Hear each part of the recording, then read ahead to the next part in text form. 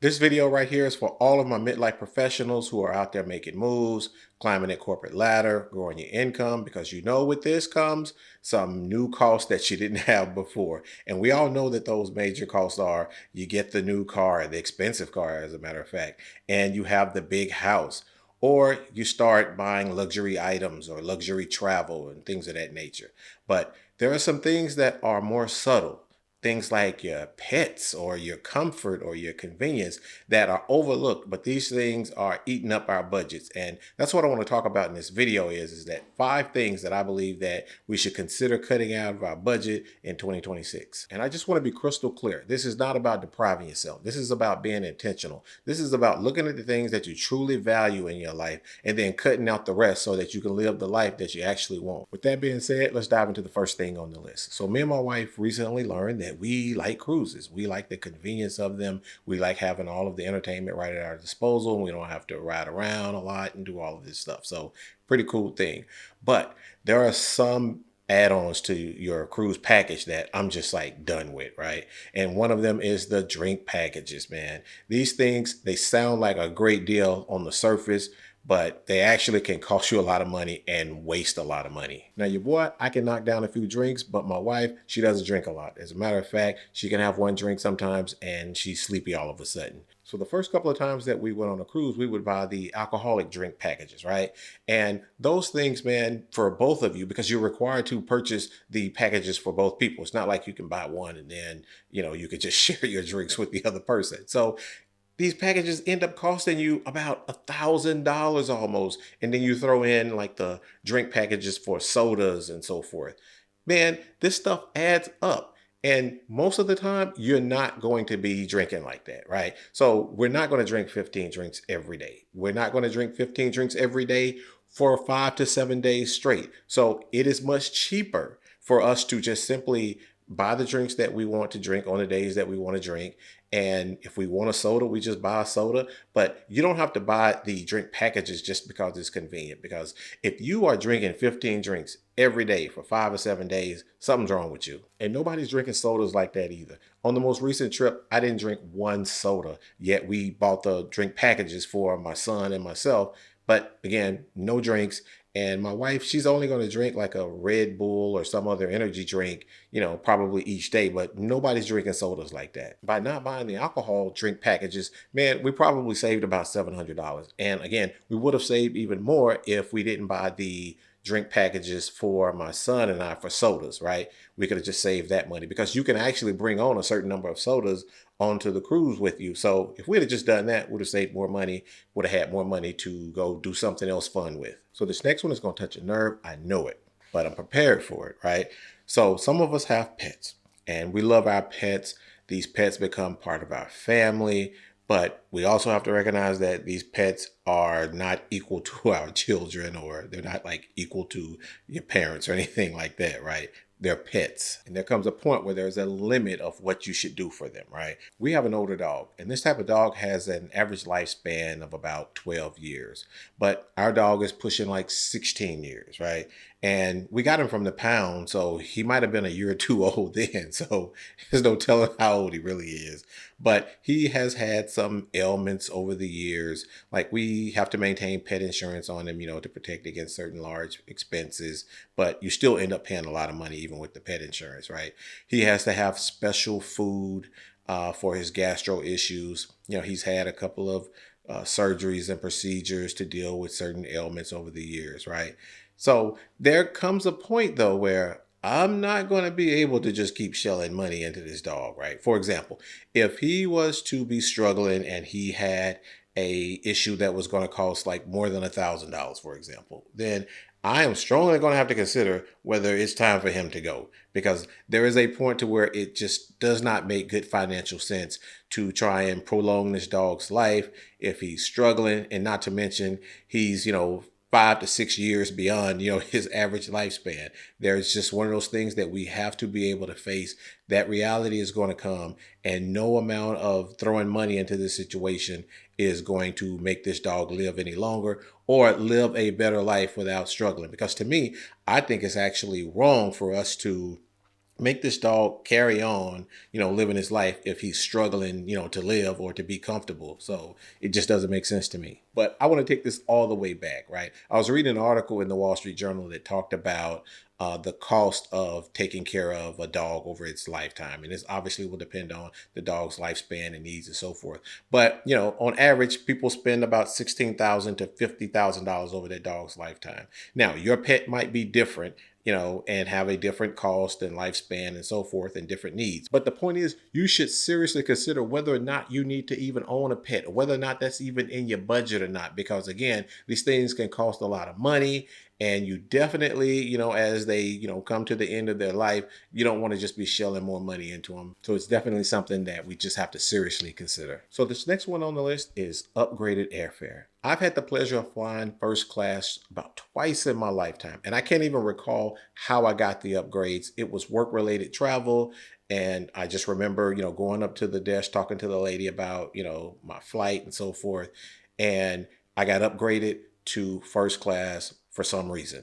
And I remember sitting in that big old comfy seat and I also remember the free drinks because I was knocking them back on the plane. I remember the meal, everything, right? So it was definitely, a fun experience. But I can't say that everybody should be flying first class. I can't even say that it makes sense for you to fly first class in a lot of instances. For example, man, if you're taking an hour to an hour and a half flight, I mean, are you going to be that uncomfortable for an hour and a half to where you're going to pay double the ticket price? If you're short and skinny, is it really going to matter to you whether, you have the leg room in first class or if you have the leg room on an aisle seat somewhere in the middle of the plane? Is pre-boarding that important to you to where you get on the plane first versus whether you board in group 4? And you're still going to get overhead space, you're still going to have the same assigned seat. So I'm not really sure of this great, wonderful benefit that you're getting just by pre-board. So last May, me and my wife flew to London and we purchased economy tickets. I believe they were either main cabin extra or main cabin preferred or something to that nature, right? But we got to select our own seat. We had exit rows, so we had plenty of leg room, and we boarded with group 7, I believe.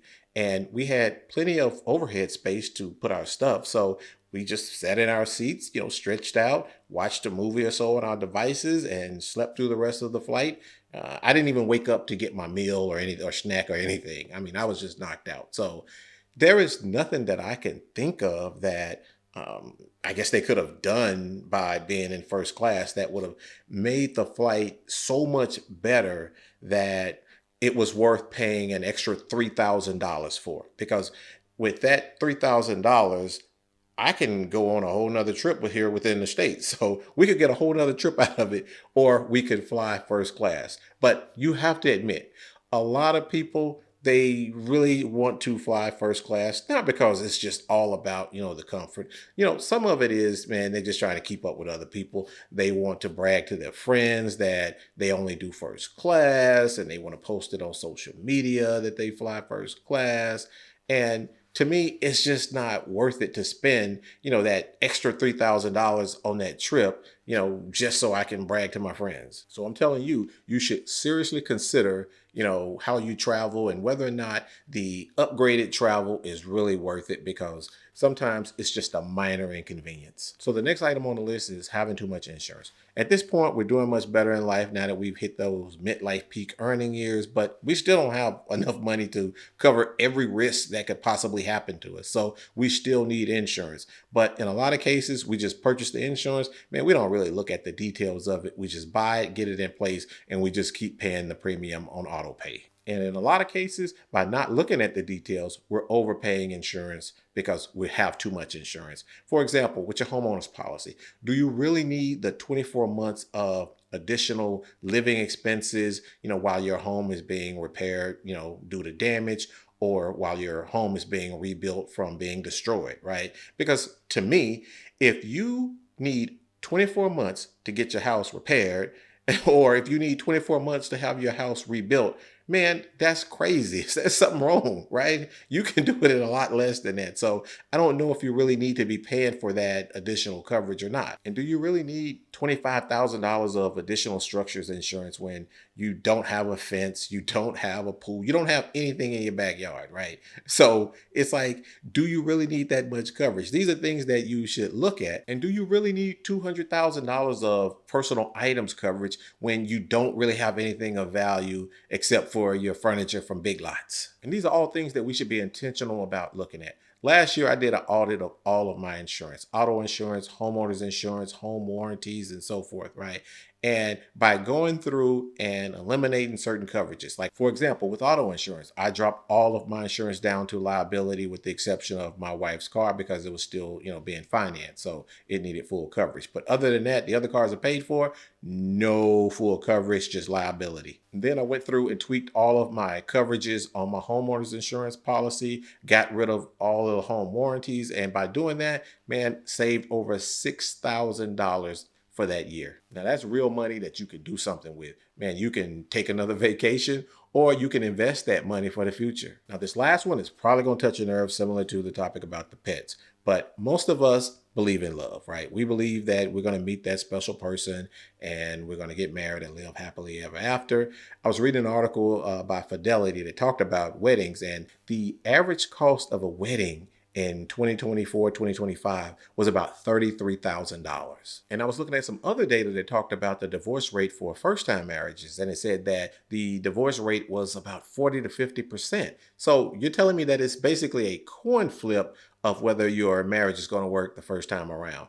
And the data doesn't get any better from there because it talked about the second marriages that people have and that the divorce rate for those were 60% to 67%. So it's a high probability that for your second marriage, it's probably not going to work out. And the data went on to say that for marriages that did end in divorce, the average length of the marriage was about 8 years. So I don't understand why anybody in their right mind then would go and spend a ton of money on weddings, because you're talking about spending this average of $33,000 on this wedding, and you're going to get about 8 years of mileage out of it. And I was looking at another article from Forbes magazine that talked about the cost of a divorce, right? It said that the cost of a divorce ranged from $7,500 to $15,000, right? And those numbers could be even higher depending on whether or not it's a highly contested divorce and whether there's like significant assets involved that they have to split up. Again, based on this data, why would anybody in their right mind spend this type of money on a wedding just to impress people who really don't even care? And most of the people who are going to be at your wedding, they're probably not going to even be together the next time you see them. So it's just a total waste of money, in my opinion, to go overboard on wedding costs. I think that you can have weddings that are much more simple, given the fact that the divorce rate and the cost of divorce and all of this other stuff is high on the probability scale. But the great marketers in the wedding industry have convinced us that this is a special moment. You need to go all out. It's a once in a lifetime thing. But in reality, it's probably going to end within, 8 years, and you're going to have spent a ton of money and you're going to have nothing to show for it other than some alimony or palimony or some child support payments. And if spending too much money on your own wedding is not enough, a lot of us, now that we've reached our midlife and we're doing much better, right? We're starting to pay for our kids' weddings.